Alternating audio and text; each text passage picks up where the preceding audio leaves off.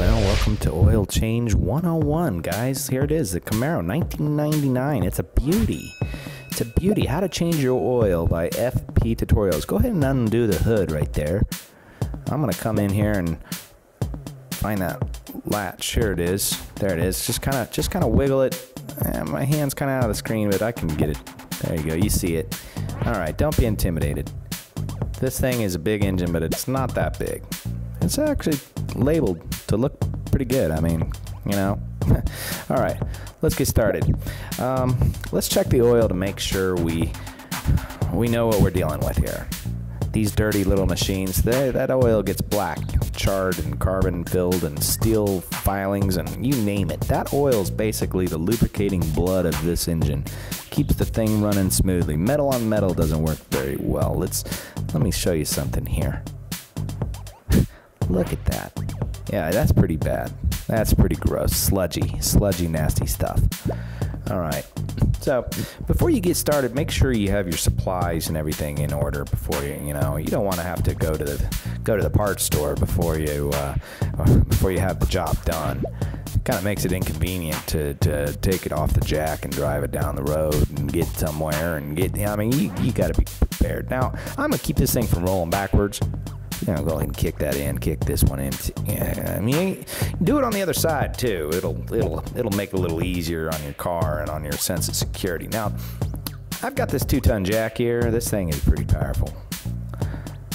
There it is. See, look, the saddle goes right in that little crevice of the chassis. Yeah, you just slowly raise it, get the wheel off the ground. Just get enough room for yourself to get in there.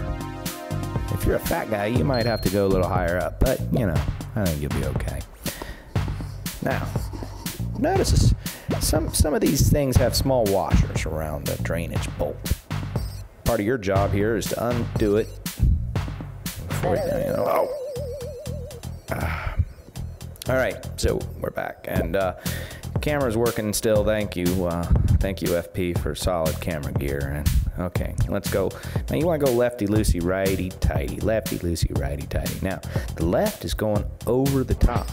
So if you were looking at that washer as a face of a clock, you're going to go counterclockwise. Now if you're coming at it from behind, it might feel a little different. I'm going to wiggle that right there. See, it's like a tooth. It's kind of like a tooth. Now you're going to take this bolt off and try to shoot it right down into the middle of the bin. It's a little game here. Let's figure this out. That's a game. We can make a game out of this. This is a fun game. There we go. Look at this. 1, 2. Now the pressure's starting to build. Now it is really starting to build, and it's going to come out pretty soon, pretty fast. So you got to work fast. Okay, here it goes. Oh, it's coming out. I'm telling you, that feels good. I think this is what it's all about. It's what it is all about. Now, if you drop the bolt in the oil, you should probably use a magnet to fish it out, or use a funnel to catch it before it falls. It's up to you. Funnels are good because they do catch things. You just have to unloose, screw, and let it fly. All right. Now let's look at this. This is what we have here to work with. Funny looking little device, but it's very useful. I'm gonna stick this in the hole. I'm gonna reach my arm down in there and find the oil filter. Now there it is, and you know, luxury cars such as BMW, Mercedes, Volvos, they don't have screw-in type filter. So, you know, they got different types of things going on. You might have to consult your manual to find out about that. But this is the general gist of it. Now, also, filters are in different spots of the engines. Sometimes they're in the front, the back, or the side of the engine. So you just got to look, find it. That's part of the game. All right, here we go. I'm gonna go ahead. I pulled that drain pan underneath, and there it goes. A little oil coming out, but that's all right. That's the way it is. I'm gonna keep going, and there it is. Okay. Just shake it out. Shake it, baby. Just shake it out. Now all that dirty oil and everything is gonna have to be recycled. So we take it back to our local parts store, and they usually have a little bin or some kind of collection unit, and they know what to do with it. Go ahead and put this back on and make sure it's clean. You just gotta make it clean. Oh, but not, you know, your hands, they don't always stay clean. So we're gonna go ahead and crank this puppy up.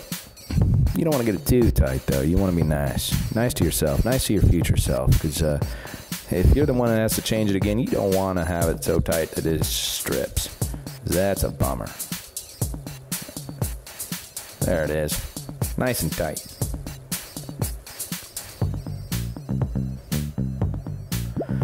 All right, here's your new filter, and here's your oil. Pretty simple.